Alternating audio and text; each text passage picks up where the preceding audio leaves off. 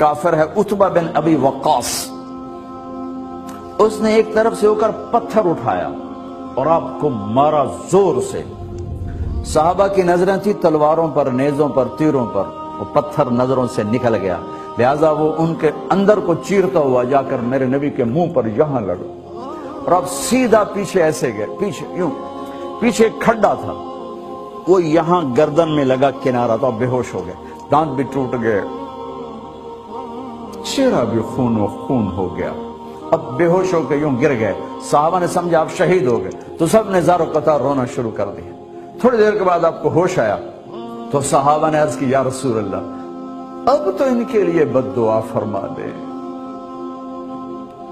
وہ نبیوں میں رحمت لقب پانے والا، مرادیں غریبوں کی برلانے والا، غریبوں کا والی، یتیموں کا مولا۔ تو اب تو حق تھا کہ آپ بد دعا کرتے۔ یہ سامنے امت نہیں ہے، قاتل کھڑے ہیں، کافر۔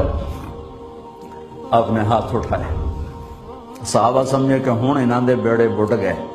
اللہم اغفر لقومی فإنہم لا یعلمون، اللہ میری قوم کو معاف کر، انہیں میرا پتہ کوئی نہیں ہے۔ دیکھو میرے بھائیو، جس نے کافروں کے ساتھ یہ ہمدردی کے قتل کرنے والوں کے لیے دعا مانگی ہے، تو مسلمان ہو کر ایک دوسرے کو سلام کرنا چھوڑ چکے، ایک دوسرے کے پیچھے نمازیں پڑھنا چھوڑ چکے، ایک دوسرے پر کفر کے فتوے لگا کے بیٹھے ہوئے۔ مجھے بتاؤ تم میرے نبی کے ساتھ کیا کر رہے؟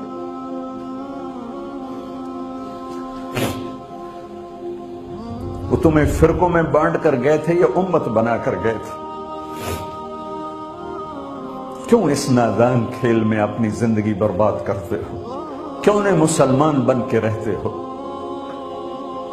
اس امت میں اختلاف شروع سے ہے، ہمیشہ رہے گا، یہاں تک نہ جاؤ کہ ایک دوسرے پر کفر کے فتوے۔ جنت میں کون جائے گا؟ سنیوں نے کہا وہابی کافر، وہابیوں نے کہا سنی کافر، بریلیوں نے کہا دیوبندی کافر، دیوبندیوں نے کہا بریلوی کافر، شیعہ نے کہا سنی کافر، سنی نے کہا شیعہ کافر۔ جنت میں کون جائے گا؟ کچھ تو بھائیو میرے نبی کی محنت کی قدر کرو۔ میرے نبی تو غیروں کو اپنا بنانے آئے تھے، ہم نے اپنوں کو غیر بنا دیا۔ جو نفرت کی آگ وہاں بھڑک رہی ہے یہاں مت بھڑکاؤ۔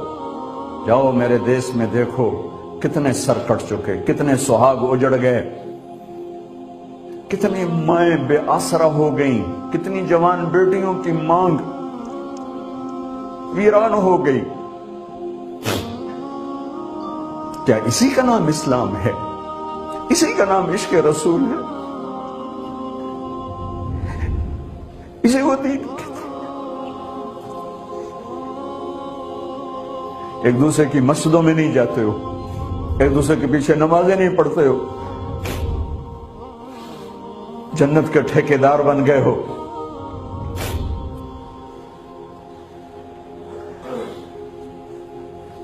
میرے نبی تو عبداللہ بن ابی کا جنازہ پڑھانے کھڑے ہو گئے تھے،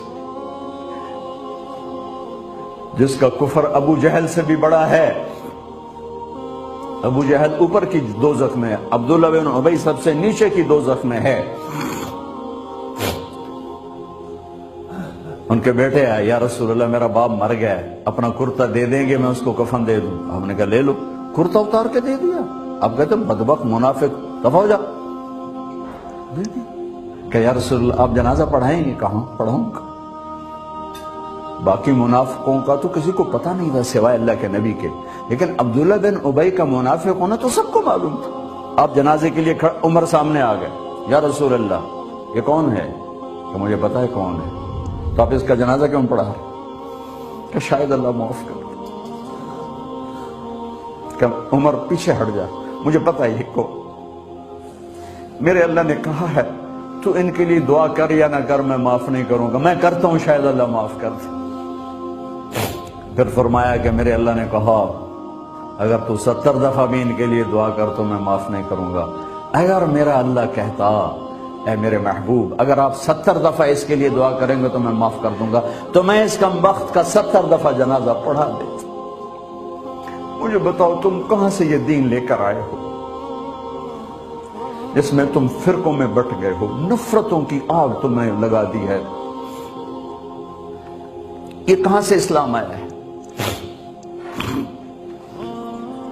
میں تمہیں اللہ اس کے رسول کا واسطہ دیتا، امت بن کے رہو، مسلم بن کے رہو، کوئی گنجائش نہیں، اپنے اپنے عقیدے پر پکے رہو، دوسرے کے لیے گنجائش رکھو۔ کیوں اس قدر ظلم و ستم ڈھائے ہوئے ہیں؟ میں نیا تبلیغ میں گیا، کالج سے نکلا، ہماری جماعت ایک گاؤں میں گئی، ایک مسجد میں، تو امام صاحب آئے، ہمیں ماں بہن کی گالیاں دی اور ہمارے بستر اٹھا کے باہر مسجد دھوو، کتے اندر واڑائے۔ میں حیران پریشان، میں تو کوئی نہیں جانتا تھا کہ مذہب کیا ہوتا ہے، فرقے کیا ہوتا ہے، میں تو کالج میں گانے والا تھا، ناچنے والا تھا، جنید جمشید کی طرح، مجھے تو دین کا پتہ تبلیغ سے پتہ چلا۔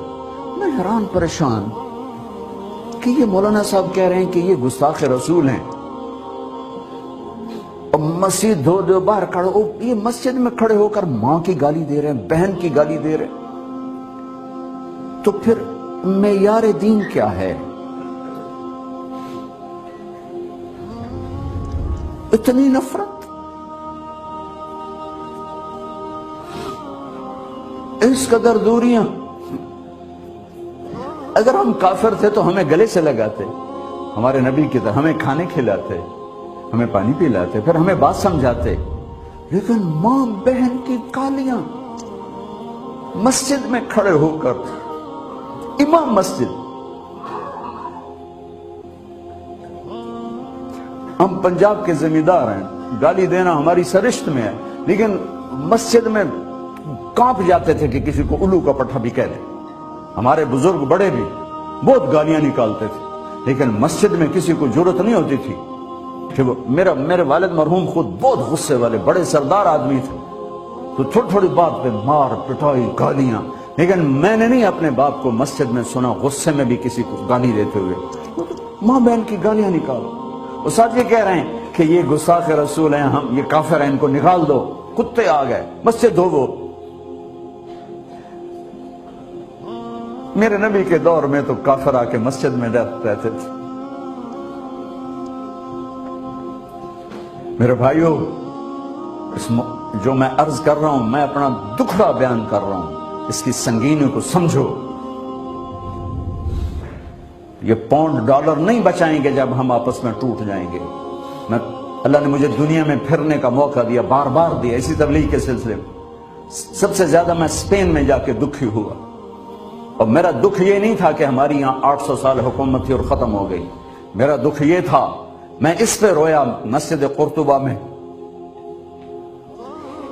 کہ جس وجہ سے اسپین تباہ ہوا، وہ ساری وجہ میرے دیس پاکستان میں موجود ہے اس وقت، اور ہوش نہیں ہے کسی کو۔ مذہب پر لڑائی، سیاست پر لڑائی، دین پر نفرت، سیاست پر نفرت، قوم پہ نفرت، صوبے پہ نفرت، پیشے پہ نفرت، نفرت نفرت نفرت۔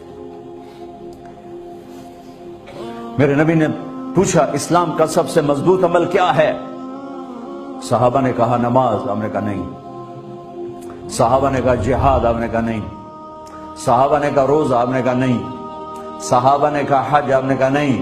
کہ یا رسول اللہ پھر آپ بتائیں؟ فرمایا دین کا سب سے مضبوط عمل محبت ہے، محبت ہے، محبت ہے۔